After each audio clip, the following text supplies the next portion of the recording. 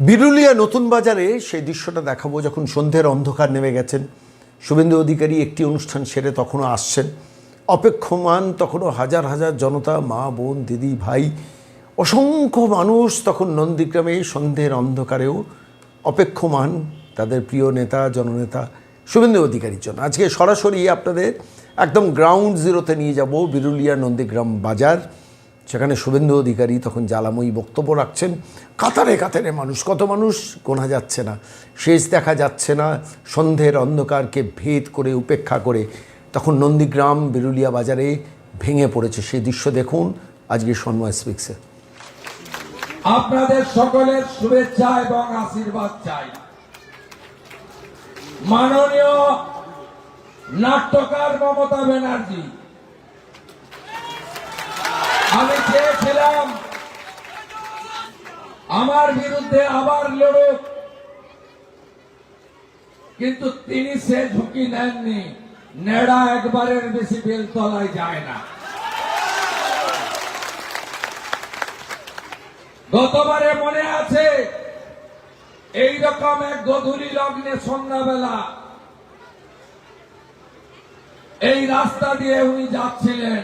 মহারানী লোহার একটা বিম পোতা ছিল, এখনো আছে। কিছু মানুষ উৎসাহিত হয়ে আকাশ রানীকে দেখতে এসেছিলেন, কারণ উনি তো আকাশেই থাকেন, নিচে নামেন না। ভোট বড় বালাই, ঠেলায় না পড়লে বিড়াল গাছে ওঠে না। দরজাটা খুলে ফেলেছেন, লোহার বিমে লেগে আবার ফিরে এসে পায়ে লেগে থাকতে পারে। কি নাটক, বাপরে বাপ!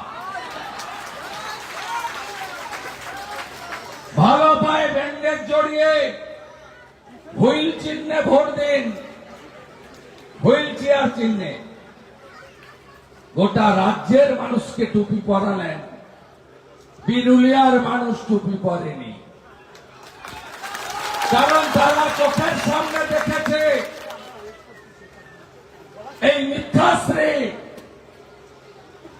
যিনি চাকরি চুরি করেছেন, টাটাকে তাড়িয়েছেন, আত্মনির্ভর ভারত আর ভাতা নির্ভর বাংলা পরিণত করেছেন। দুর্গা ঠাকুরের হাত ভাঙেন, কালী ঠাকুরকে প্রিজন ভ্যানে তোলেন, সুযোগ পেলেই মন্দিরে যা থাকে সব চুরি করতে সাহায্য করেন, আর মহাকুম্ভকে মৃত্যু কুম্ভ বলেন, হিন্দু ধর্মকে গঙ্গা ধর্ম বলেন। রাম মন্দির উদ্বোধনের দিন রাম মন্দির মানছি না মানব না মিছিল করেন। তিনি আর এখানে দাঁড়ানোর ঝুঁকি নেননি। আমি তো চেয়েছিলাম লড়ুক। একজন বিক্রি হয়ে যাওয়া পঞ্চায়েতের মেম্বারকে আমার বিরুদ্ধে প্রার্থী করেছে। কি অদ্ভুত এরা নীতির কথা বলে। আমি তো চাইলে স্কুটিনিতে কমপ্লেন করে ওর নমিনেশন ক্যান্সেল করতে পারতাম। আপনি জানেন উনি এখনো খাতায় কলমে পদ্মফুলের পঞ্চায়েত মেম্বার। ভারতবর্ষে কোন ব্যক্তি নির্বাচন কমিশনের নিয়ম অনুযায়ী একজন দুটো দলের মেম্বার থাকতে পারে না। একজন দুটো দল থেকে প্রতিনিধিত্ব করতে পারে না। তাই উনি জানেন জিততে তো পারবো না, পঞ্চায়েতটা থাক, করে খেতে হবে না।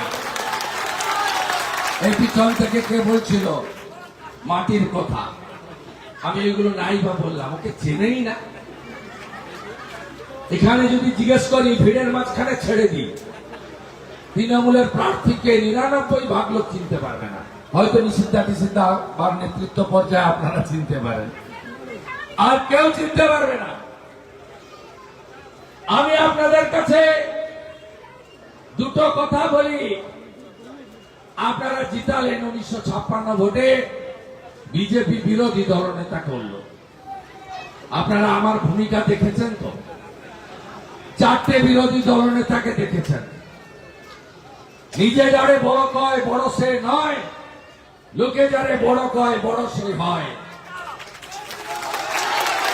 পঙ্কজ ব্যানার্জিকে দেখেছেন, পার্থ চ্যাটার্জিকে দেখেছেন, ডাক্তার সূর্যকান্ত মিশ্রকে দেখেছেন, আব্দুল মান্নান সাহেবকে দেখেছেন। দেখেছেন বিজেপি কেমন লড়াই করে, যে মুসলমান ভোট দেয় না আমাদের। 7টা মুসলিম মহিলা 4টা শিশুকন্যাকে আনারুল আর ভাদু রামপুরহাটের বকটুইতে লড়াই করে শিকল তুলে পুড়িয়ে মারল। যে মুসলমানরা 95 জন মমতা ব্যানার্জিকে ভোট দেয়, মমতা ব্যানার্জি যায়নি বন্ধু আগে, প্রথম পৌঁছেছে বিজেপির বিরোধী দলনেতা 55 জন এমএলএ-কে সাথে নিয়ে। পঞ্চায়েত নির্বাচনে মগরাহাটে সিপিএম আইএসএফ এর মুসলিম কর্মীদের বাড়ি লুট করেছিল নয়া বসত গ্রামে।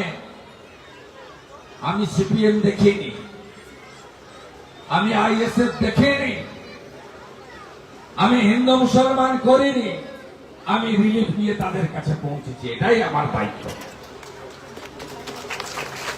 যেখানে যেখানে হিন্দুরা আক্রান্ত হয়েছেন, এই রাজ্যে হিন্দু পলায়ন হয়েছে, যারা বর্ষিয়ান তারা জানেন 47-এ দেশ ভাগের সময় হিন্দু পলায়ন হয়েছিল পাকিস্তান, পূর্ব পাকিস্তান থেকে। আমরা 2024 সালে এপ্রিল মাসে মুর্শিদাবাদের ধুলিয়ানে 10টা হিন্দু গ্রাম থেকে একটা পড়ে ফরাক্কা পেরিয়ে ওই টালমাটাল ভাগীরথীর উপর দিয়ে পলায়ন দেখলাম হিন্দুদের। মমতা ব্যানার্জি যায়নি বন্ধু, হাইকোর্ট থেকে অর্ডার নিয়ে আমি পৌঁছেছিলাম। বেদবনা, জাফরাবাদ সহ 10টা হিন্দু গ্রামে নুন রাখার বাটি পর্যন্ত রাখেনি এরা। পশু কাটার তরোয়াল দিয়ে 75 বছরের হরগোবিন্দ দাস, 45 বছরের চন্দন দাসকে কেটেছিল। তারা বিজেপির লোক ছিল না, সিপিএম এর লোক ছিল। সেলিম সাহেব মীনাক্ষী বোনের আগে ছিলেন, কথা বলে এসেছেন, কিন্তু তাদের উপর আস্থা রাখতে পারেনি। মমতা ব্যানার্জি পুলিশকে দিয়ে চেক পাঠিয়েছিল। হরগোবিন্দ বাবু স্ত্রী বললেন মমতার চেক নেব না, উনি আমার স্বামীকে খুন করার আসল নায়িকা। বিজেপির হাত থেকে চেক নিল, আমি গিয়ে দিলাম। শুধু তাই নয়, হরগোবিন্দ বাবু স্ত্রী, চন্দনের স্ত্রী, আমি যখন জিজ্ঞেস করলাম আপনি তো ইনকিলাব জিন্দাবাদ বলেন, আপনি তো কাস্তে হাতুড়ি তারাই ভোট দেন, খুন হলো কেন? বললেন না বাবু, আমার বাড়ির লোকরা হিন্দু, তাই আমাদের খুন করেছে। মোথাবাড়িতে এই ধরুন আমাদের এই বাজার 150, 200, 250 দোকান আছে। মোথাবাড়িতে আপনি দেখলে চোখ থেকে জল বেরিয়ে আসবে। এক লাইনে 5টা হিন্দু দোকান ভেঙে লুট করেছে, পাশে 3টা মুসলমানের দোকান ছেড়ে দিয়েছে, আবার 2টা হিন্দু দোকান লুট করেছে। কেউ যায়নি বন্ধু, আমি গেছি হাইকোর্ট থেকে অর্ডার নিয়ে। মহেশতলায়, রবীন্দ্রনগরে পুলিশের সামনে বিধর্মীরা তুলসী মঞ্চ তুলে ফেলে দিয়েছে, প্রতিবাদ আমি করেছি।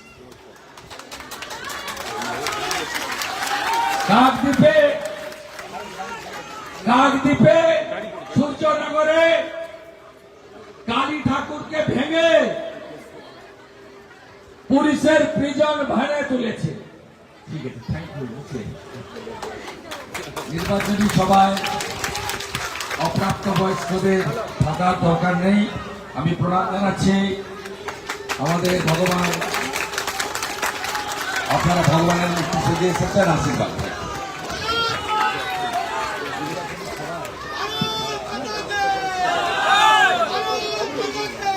আমাদের নিয়ম আছে, আমরা ইলেকশনের নিয়ম মেনে চলি। 18 বছরের কম যারা, তাদেরকে নির্বাচনী সভায় রাখা যায় না। ঠিক আছে।